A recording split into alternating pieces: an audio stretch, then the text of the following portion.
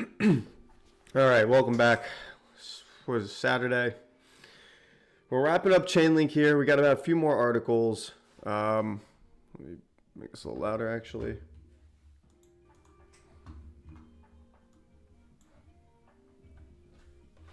All right, welcome back. It was Saturday. We're wrapping up Chainlink here. We got about a few more articles. Let me make this a little louder, actually. Yeah, all right. So I was perusing through Chainlink's website, right? I was just kind of scrolling through, seeing what they got out here. And is my volume really stuck there? God damn, dude.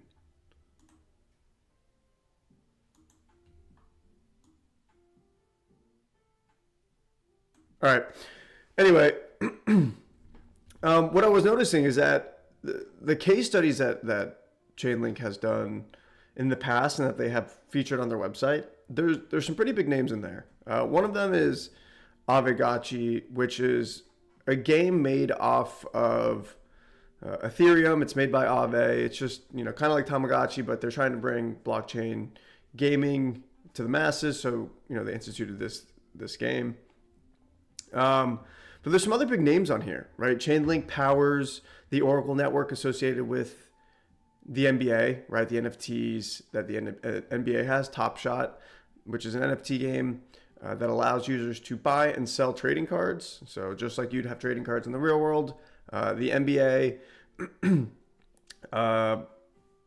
another one would be So Rare, right, with soccer. But anyway, the NBA has Top Shot, in which they sell virtual moments in games and virtual cards to consumers, and then consumers make a secondary market for it.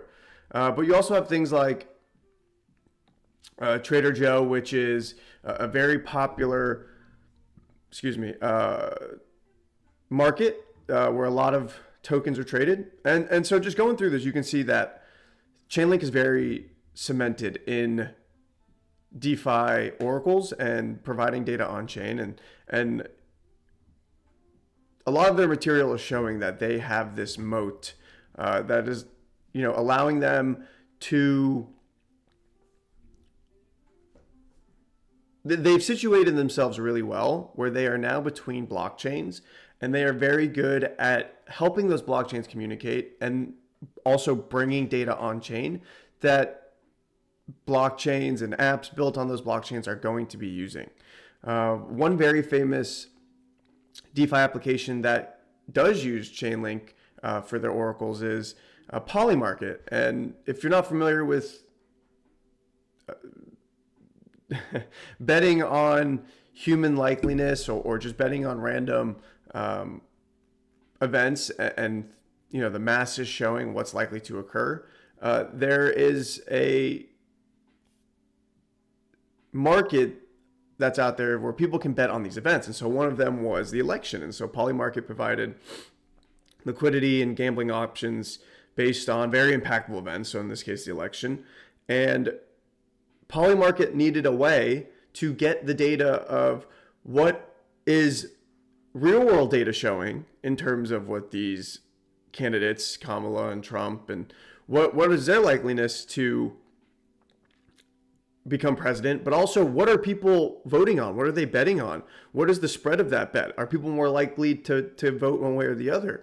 And so all of this data has to be captured in real time and translated on chain so that this Polymarket application is able to provide not only accurate bets, but a easy website for people to use to place these bets.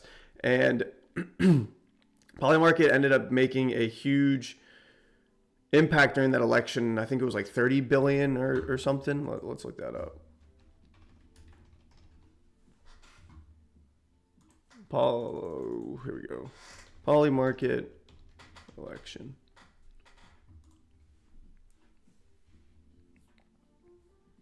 So this is Polymarket if you haven't seen it. And, at the bottom here, you'll see all the voting that was going on in even different states. But you could come in here and you could bet on the election. And before the election, it was very, very close. And then during the election, as the days got closer and the election moved on, there was a huge shift in the way people were voting, that this separation started to happen. And if people were going based off of the data they could find, and even vote on what they think people are going to do, or bet on what they think people are going to do, you started to see the separation between the two candidates. And it really opened people's eyes as to the power of not only real-time gambling, but like a sports book, a casino. They're not going to have odds like that. Whereas something like this, where there's no regulation of that, not there's no regulation, there's no intermingling in that process of the gambling. And it wasn't that people could just, bet on this, like people bet on a game, and they think that the impact that Vegas or whoever has an impact on the outcome of that game. But regardless, Polymarket really took on what it meant to be a Web3 company, and allow people to bet on this while also not having to change the way people operate, right? There wasn't a whole lot of downloading going on. It was their user interface is very straightforward. Anyway.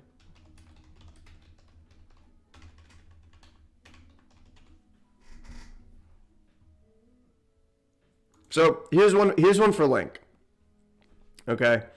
Someone commented, will Link be above $27? This is marking on whether, okay, this is not it. But you can see how people, even on Polymarket, are voting consensus on what this guy believes or is asking in 2021. Will Chainlink be above $27?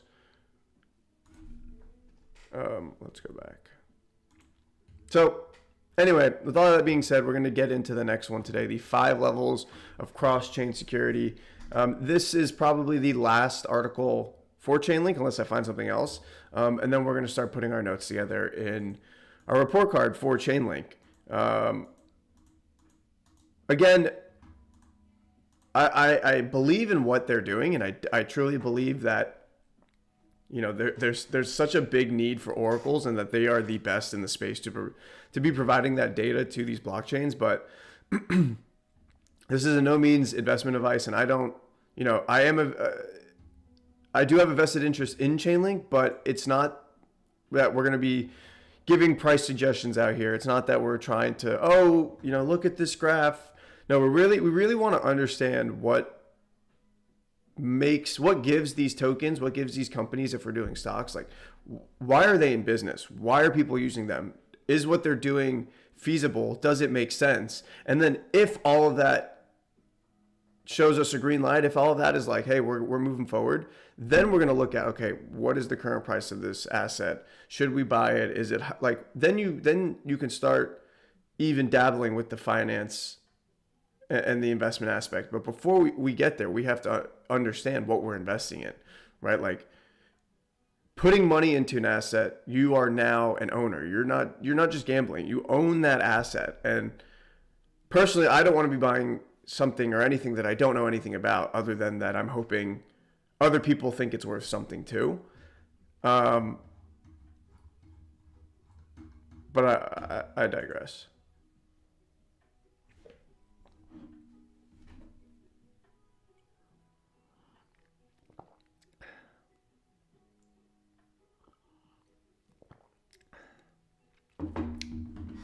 All right, this one is a bit more technical, but it'll help us understand what Chainlink does from a security standpoint, and how they are not only making sure that the data is not tampered with, that the data is correct, but just the communication of that data and keeping everything secure. Remember, because we're in the open web, and because this isn't like an operating system that one single entity has developed, because it's not just owned by Microsoft, no one can just go in there and fix a mistake. So like if you got hacked, or someone took that money, or whatever, no one can go in there and be like, oh, let's reverse it, let's go catch the bad guy. They can still go catch the bad guy, but we don't know where those assets are going to be. They move near instantaneously on some blockchains, other ones 5 minutes, right? And that's why security and understanding how this all works it's massive. It's very impactful, and it can make or break the difference, not only in your investing portfolio, but making sure that those funds stay where they need to be, and that you don't lose them in in either a boating accident or like just sending it to a wallet on a different chain where it's not compatible. Again, Chainlink would solve that. So billions of dollars in users' funds have been lost to bridge hacks. Okay, let's take a pause there. What are bridge hacks? Bridge hacks are, well, what's a bridge? A bridge is a smart contract that allows a user to deposit tokens on one chain and receive another on a separate chain. A good example would be wrapped Bitcoin. So Bitcoin doesn't exist on Ethereum. Bitcoin is its own token on its own network, the Bitcoin network.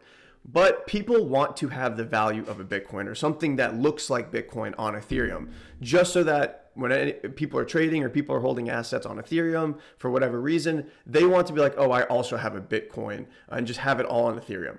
But to do this, you have to submit your Bitcoin to a bridge, to a contract. Hey, I'm going to send my Bitcoin to this contract. So I'm on Bitcoin. I'm on the Bitcoin network right now. I'm sending this Bitcoin while it's on the Bitcoin network to a smart contract.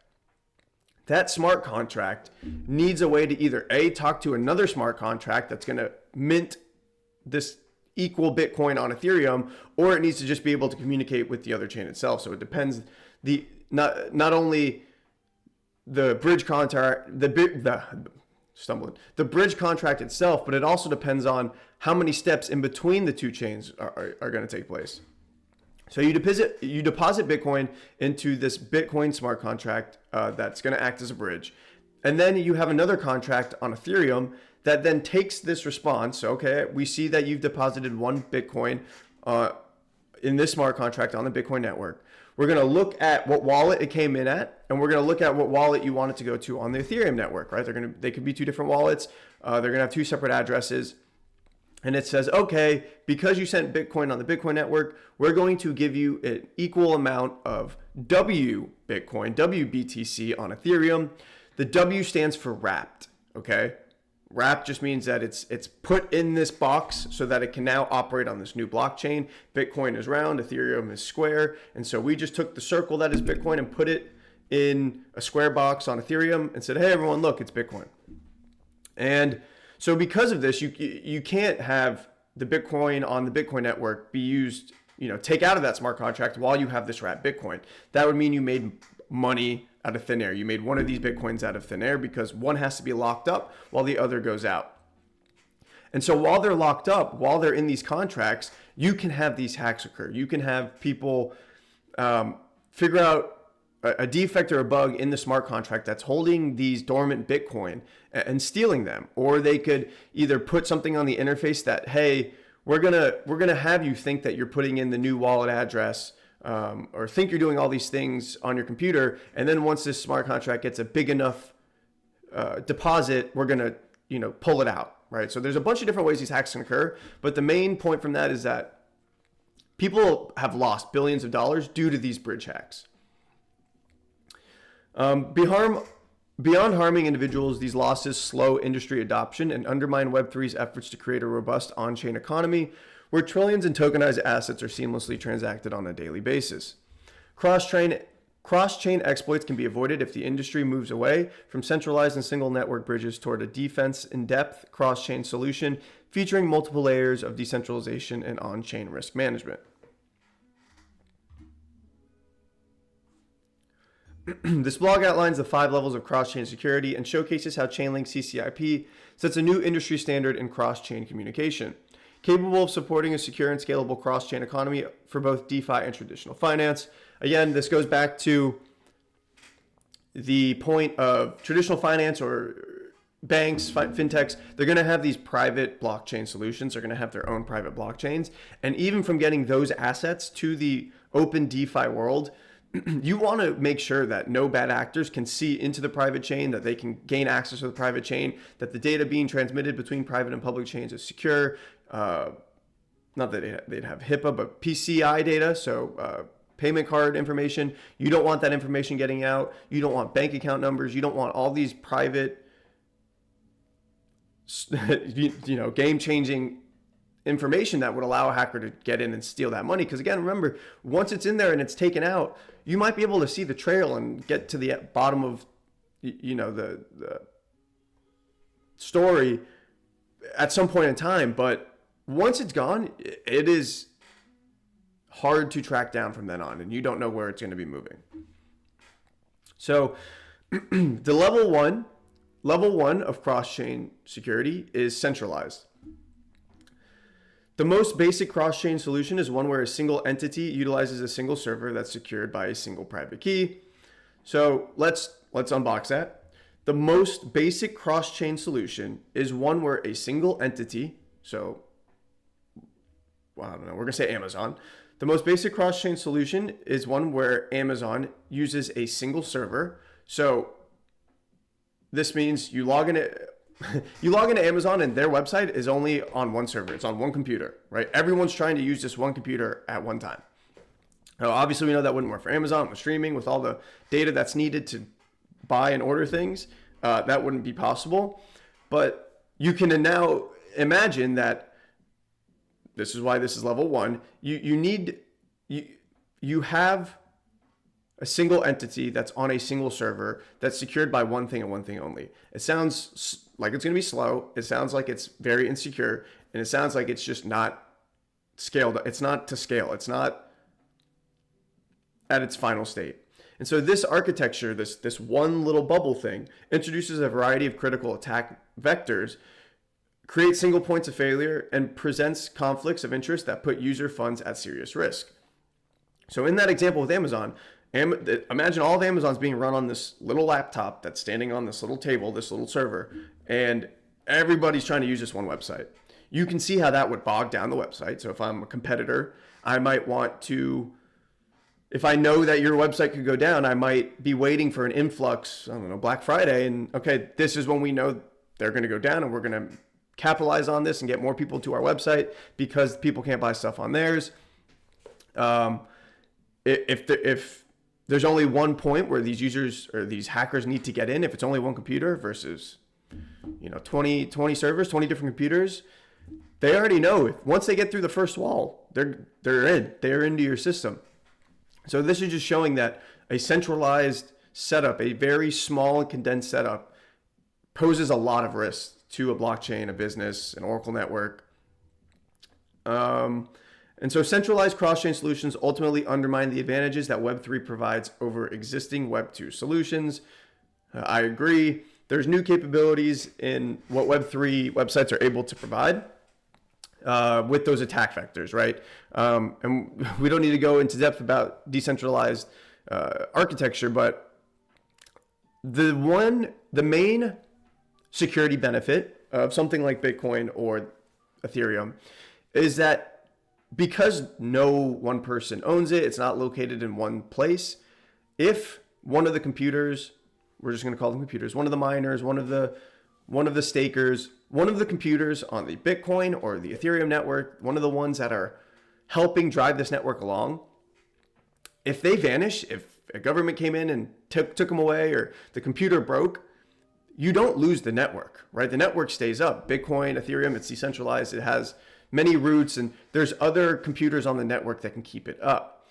But in a single centralized model where everything's on one server, one computer, one website, and that goes down, well, now you're SOL, right? To our previous example, if your website went down and I'm the competition, I know that's when I need to capitalize because you won't be able to help your customers and we can take those customers.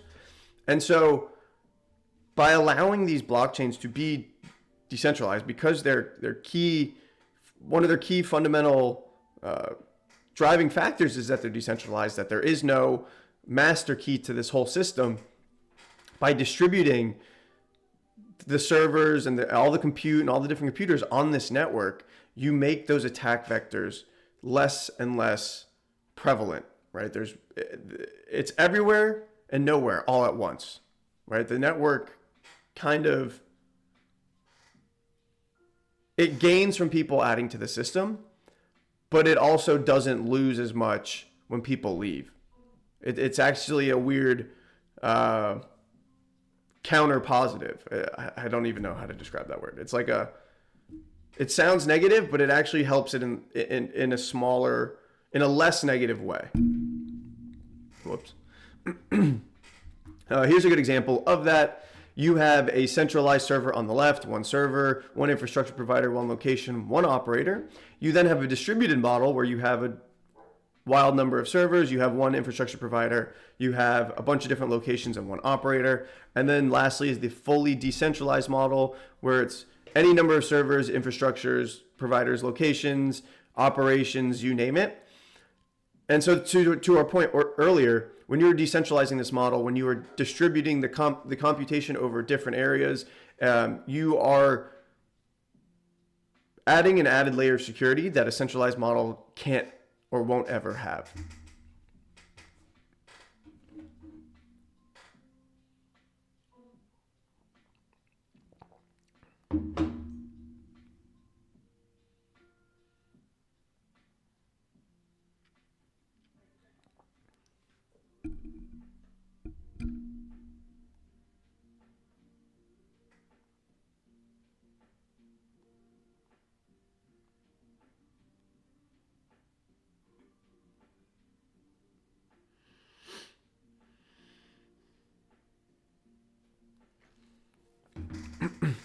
All right, level 2, decentralized.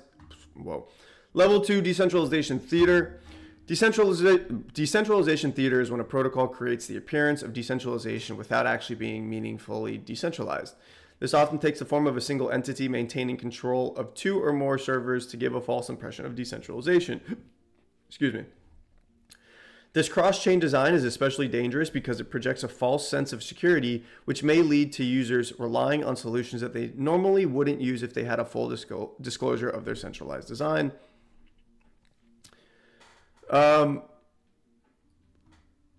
It's very deep into network architecture, but high level, this is just saying that you're buying infrastructure, you're buying a platform or using servers because of your belief that whoever you're buying this service from is telling you the truth, that there's only one single entity or that there's multiple entities taking care of this process, or there's multiple layers of security when this company is telling you, hey, there's multiple layers of security, and then they are behind the scenes the only ones taking care of that security.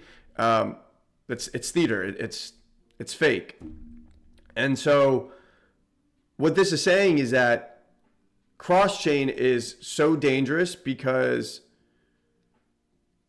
it projects this like false security that it's so easy to transfer between blockchains. And again, this kind of goes to like a fake contract masquerading as, hey, this is what's actually going on. It's decentralized, and then either they are the ones stealing or their security is so bad, so everyone's believing that they're secure, and then they get hacked because they lied about their whatever it may be. It's really emphasizing how dangerous it is to operate between blockchains with these bridge contracts and give this impression. Chainlink is trying to give this impression that their CCIP and their oracles are the solution to this security problem, to not only this bridging problem, but this data problem. One example of this can be seen in the case of multi-chain. Despite their previous assurance of decentralization, the multi-chain team revealed that the protocol's multi-party computation servers and private keys were all under the exclusive control of multi-chain CEO Zhao Jun, which were handed over to police. Without access to such items, the protocol had to shut down, and its team members were nowhere to be found. All right, that's fucked up. More recently, the Mixer network experienced an approximately 200 million exploit after a cloud service-related compromise, highlighting the dangers of cross-chain infrastructure that is centralized, that has centralization risks and single points of failure. This is a good picture of that. Single point of failure versus defense in depth. When you have a single point, one line that's responsible for all the work that's being done, it's very easy to break. I heard of a story once where this maybe they were a market. I don't remember what they were, but they basically were transacting with a lot of people on the blockchain. I think let's just say they're a market provider, and so people were coming to their platform to buy and trade tokens. And while people were thinking that, hey, this is a secure brokerage, this is a secure website, they're being told on the website that they use X, Y, and Z to secure the platform, and the tokens held on the platform are safe. And a few weeks later, everybody's wallets were drained because the company itself was keeping the passwords to their servers, to their wallets, in a note document, right? Just in plain text, not encrypted, not stored anywhere safe. Just like let's just say it was just called passwords, just in a passwords document on their computer. It's wild. That's not the security that you need, and that's not the security that Chainlink's claiming to provide.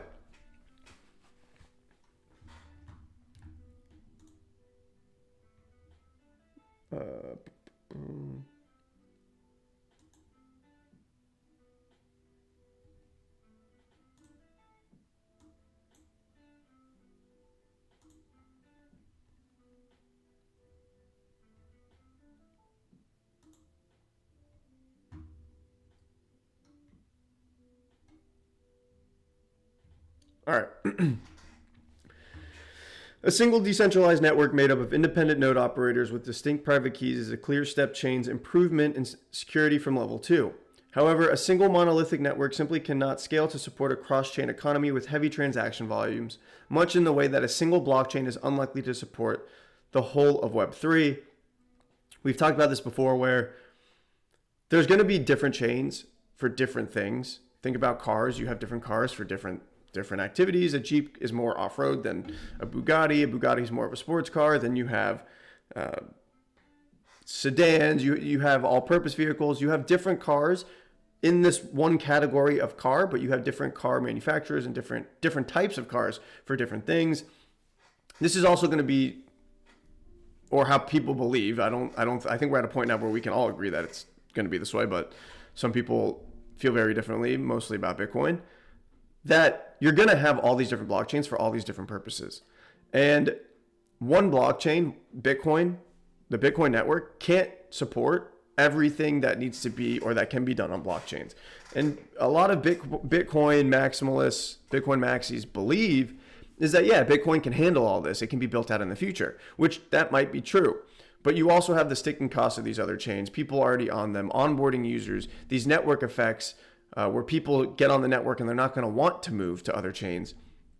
All these other applications built on Ethereum, Solana, whatever it may be.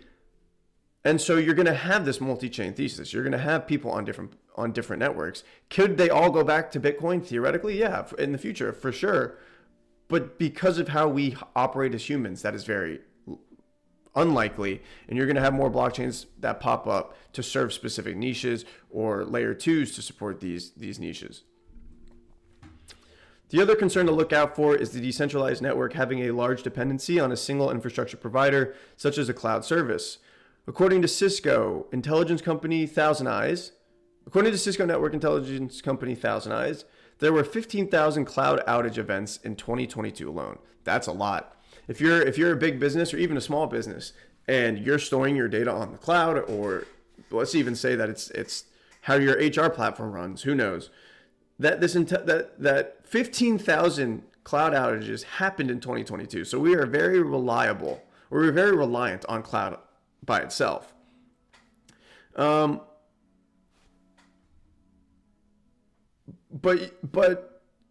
those cloud outages mainly happen because all the resources or all the servers, the compute they're constrained. There's not enough bandwidth. There's not enough throughput. There's not enough. The tube isn't big enough for all the people wanting to go pass through it, right? All the communications moving across this wire. It's not big enough. There's not enough wire. And when you have a monolithic Oracle network, just like you have a telephone network or internet network, when you have something that's constrained and there's not a lot of ways to get through that network, you have a single point of failure. You have a more condensed view because you don't have a lot going on, but there's so much trying to go through when a lot of people are on your Wi-Fi network and it's very slow. When you have one monolithic Oracle network, when you have one network, it can get bogged down very easily. But in the case of Chainlink, where they have a heterogeneous Oracle network, when you have a bunch of different networks that operate independently but can also operate with one another to pass that compute along, you can support a lot more data a lot more efficiently, and you aren't dependent on, one Oracle supporting one chain. You're not reliant on everybody using one specific Oracle or one specific chain. You've now provided this gateway across many different areas that if one gets hurt, the others can come to help, and vice versa.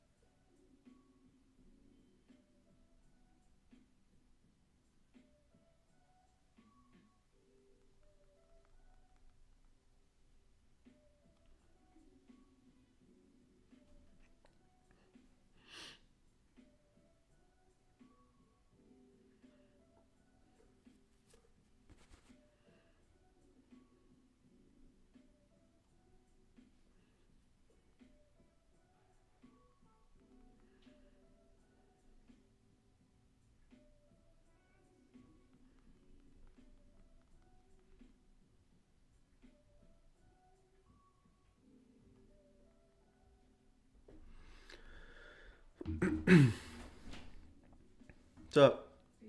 No, why? What's up? Okay.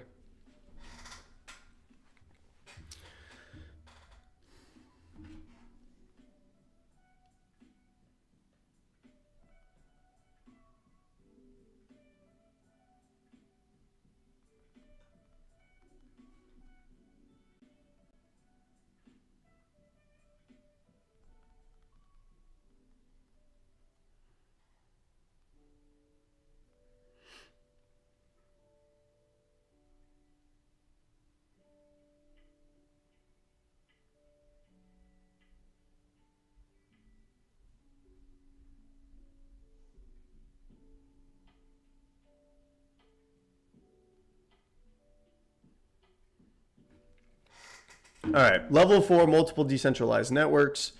Let's recap real quick. The level 1 is a centralized. Where are we at? No. All right, level 1. Level 1 of the 5 levels of cross-chain security. Level 1 was centralized. Level 2 was decentralization theater. Level 3 was one monolithic network. So centralized, we have it in one place.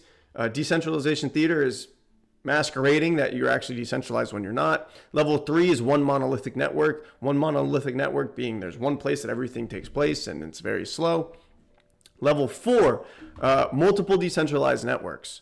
Utilizing multiple independent decentralized networks, otherwise known as DONs, Chainlink DON, so Chainlink Decentralized Oracle Networks. Utilizing multiple independent decentralized networks to underpin a cross-chain solution eliminates single points of failure and allows the network to handle greater transaction volume and deal with sudden spikes in usage. Remember, because it's so spread out. For a DON to perform a function, there needs to be a supermajority consensus among its participants. By isolating bridges as independent networks, users can customize and scale the security of each bridge. Chainlink services have been operating at level 4 security for over 3 years, successfully enabling over $8.5 trillion in transaction value. That's staggering. 8.5 trillion.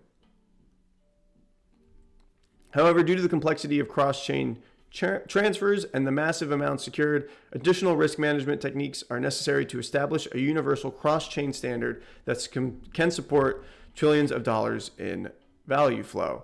As we recall, talking about Swift and UBS having their initial pilot where you're able to transfer those assets cross-chain, that is more than likely using DONs because they're wanting to establish this cross-chain standard to support all of this value flow. So level 5, right? So level 5 of cross-chain security, the last level, is defense in depth. Level 5 cross-chain security achieves unprecedented levels of decentralization by utilizing multiple decentralized networks to secure a single cross-chain transaction, along with incorporating additional risk management systems to identify risks and take actions to prevent them, such as by implementing emergency shutdowns or imposing rate limits. The fifth level of cross-chain security doesn't just give you one independent network for your cross-chain data or messages. It gives you multiple networks made up of independent nodes all working together to secure each bridge. While many bridge solutions operate using a single node or multiple nodes under the control of one key holder, which is what multi-chain did, the fifth level, so maybe it was, maybe it was multi-chain that did this, where they stored it in plain text and got hacked. Anyway, the fifth level of security uses multiple independent nodes with their own independent key holders and even splits them up into two separate groups of nodes, the transactional DON nodes and the risk management network nodes. One additional key feature of the separate networks in CCIP is the creation of two entirely separate implementations with two independent code bases, so that CCIP features an unprecedented level of client diversity decentralization for cross-chain interoperability. That's insane. That is one thing that Chainlink is offering that many similar networks either are just implementing or don't match the capabilities that Chainlink has. What they're saying here is that Chainlink has not only split up the network into different nodes, right, where each node is separately run, each one has their own independent key, so that if one goes out and one can't support the network, the other ones can hop in, they operate independently. If one is compromised, they're not all compromised. But then even further, what they do is they say, okay, not only do we have these separate entities, but within those entities, we've even split up the types of smart contracts, the types of nodes that are being used. We have these transactional nodes. We have the ones that are actually sending and receiving and processing the data. And then we have the risk management network of nodes, which is vetting the reliability of the data, vetting those that are trying to access the Oracle, vetting the incoming calls. The calls simply being what's the data, what's the request being sent? If I'm a node, what is the data being sent to me, and what is it asking of me? Because one way that these hackers get in is they either overload the smart contract or they give it a call that the node doesn't understand, or it breaks. It has a functionality that wasn't intended. It was a bug. And so you have the transaction, what is actually being sent back and forth on one separate network, and then the security aspect of it on another. So even if the security is poor, or someone hacks into the security network via whatever call or system that they're using, it does not impact the transaction. And there could be a fail-safe in the transaction node that say, hey, if this ever happens, if it's ever compromised, don't fulfill the transaction. I don't know that for certain. We haven't seen that, but that just where my mind ran with that. But you can see all these different layers of how this is breaking out, and how breaking out these these responsibilities is securing the network. With CCIP, you get multiple independent nodes run by independent key holders. Again, really big for the safety here. 3 decentralized networks all executing and verifying every bridge transaction. So you get 3 DONs all executing and verifying every bridge transaction. More security, more eyes on it. And you get the separation of responsibilities with distinct sets of node operators, and with nodes shared between the transactional DONs and the risk management node, which is what we talked about. Increased decentralization with 2 separate code bases across 2 different implementations, written in 2 different languages to create a previously unseen diversity of software clients in the bridging world. This is another added layer of security where you have two code bases. So these different Oracle networks are coded in 2 separate codes, so that, again, if one is compromised, it's the other one's coded in a whole other language. You can't just rinse and repeat, copy and paste malicious code to this other one. And then you have a never before seen level of risk management that can be rapidly adapted to any new risks or attacks that appear for cross-chain bridging.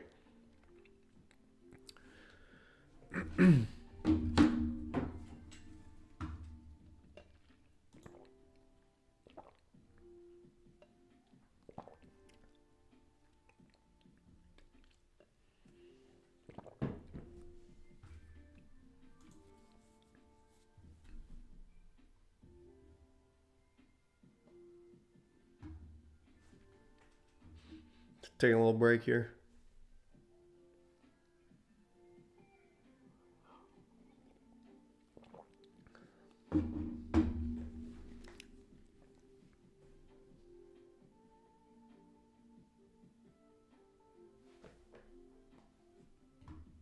All right, let's get back to it. We got a little bit left. Featuring a committing DON, the risk management network, and an execution DON. All right, so there's 3 networks. I apologize. The Chainlink Cross-Chain Interoperability Protocol, CCIP, is the only cross-chain solution that can provide cross-chain token CCIP is the only cross-chain solution that can provide cross-chain token transfers and messaging with complete level 5 security. Let's quickly walk through how multiple decentralized networks come together in CCIP to create a new industry standard for cross-chain security and reliability. The committing DON, this is a bit more granular, but the committing DON is basically, it's the one that's sending the CCIP messages on the source chain that are finalized by creating a Merkle tree. High level, just a decision tree and how they're going to encrypt it. Of these messages and publishing its Merkle root on the destination chain. Step 2, risk management network. Next, an independent risk management network built as an independent implementation on a different stack in a different programming language verifies the committing DON by performing the same task. If the Merkle roots match, the on-chain Merkle root gets blessed. Therefore, 2 independent networks, each with distinct sets of node ops, must commit to the messages for them to be executed. The risk management network can support additional conditions to what it sees as a risk, enabling it to rapidly adapt to new attacks and adversaries as they appear. Additional defense in depth measures of CCIP include the ability for the risk management network to trigger an emergency shutdown if it detects suspicious activity. Again, that is where it's not allowing, this risk management network is not allowing anything else to happen in the transaction if it detects suspicious activity, which is very, very good for near instantaneous transactions, because if it can sniff out nefarious activity before the transaction even commences, when that security aspect is happening, you're going to save people a lot of misplaced funds, as well as customizable rate limits on the number of tokens able to be transferred within a given time period, and a time lock contract when a quorum of CCIP node operators can veto proposed upgrades. So it's just going to give them time for CCIP holders to vote on security or different updates that they want to make to the Chainlink network. Explicitly approve on-chain configuration upgrades before they deploy. Lastly, you have the executing DON. The executing DON submits messages to the destination chain for execution, along with cryptographic proof that the messages are included in the blessed Merkle root. So you have the committing DON, which is going to take the information from the starting chain, from where we're starting out. It's going to then communicate with something in the middle, this risk management network of what's going to be sent and then received on the other side. And then you have the executing DON, which is going to make all this happen. It's just going to say, okay, give me whatever tokens you have, and I'm going to spit it out on the other side. CCIP verifies these proofs against the blessed Merkle root, basically what the first contract created. This last contract, the executing DON is going to say, okay, do I have those same numbers? And if it's successful, the messages are executed on the destination chain. The Level 5 interoperability standard for Web3 and global finance is CCIP. Only CCIP reaches the 5th level of cross-chain security using multiple levels of decentralization, which we do believe financial institutions will eventually need to safely manage quadrillions of dollars in transactions, eventually bringing the entire capital markets industry on-chain. This is from Sergey, their co-founder and CEO. This is all the Swift stuff that we've seen and talked about before. So I want to leave with this. I want to go back through the 5 levels of security. The 5 levels of cross-chain security, they show a progression and a necessity to keep blockchains secure. And so with the base level of cross-chain security, and then seeing how each subsequent level makes the one before it more obsolete, the next level is a better option. That 5th level is what every Oracle network, every blockchain network should be striving for at the security layer. And Chainlink's CCIP has shown that they're very capable of it. Level 1, level 1 of the 5 levels of cross-chain security is centralized, right? Is everything in one place? Is the server, is the computer, is the management software, is that all in one place? Is that easy to gain access to? Level 2 of cross-chain security is decentralization theater, or masquerading as decentralization, making people that are using your platform think that you're decentralized when you're not actually decentralized. You could be telling people that you're using multiple other things when it's really just you. Level 3 is one monolithic network. This is one network that everything happens on, one chain that everything takes place on. And the more things that happen, the more it gets slower, the more it gets bogged down, and the less resources it has. Level 4 of the cross-chain security, of the 5 levels of cross-chain security, level 4 is multiple. Level 4 is multiple decentralized networks, where you have a bunch of these decentralized networks happening simultaneously, working on other things as well, but they can also work with each other. And it really spreads out the risk and allows for a more efficient run of the network. But then level 5 is the defense in depth. So it takes level 4. It says, okay, we're going to use this decentralized network. We're going to spread the risk out over many different oracles and make you operate in your own, in your own little sphere. But level 5 is saying, okay, everyone's going to do that, but we're going to take every security measure possible. We're going to even split it up within those little spheres. We're going to split them up and say, okay, each node in this sphere has its own responsibility. We're gonna create a node just for risk management. And so level 5 is really level 4 with extra security added to it. It's making sure that you're going through every nook and cranny, making sure that bad actors don't happen, and that everyone can send and transact without any issues occurring.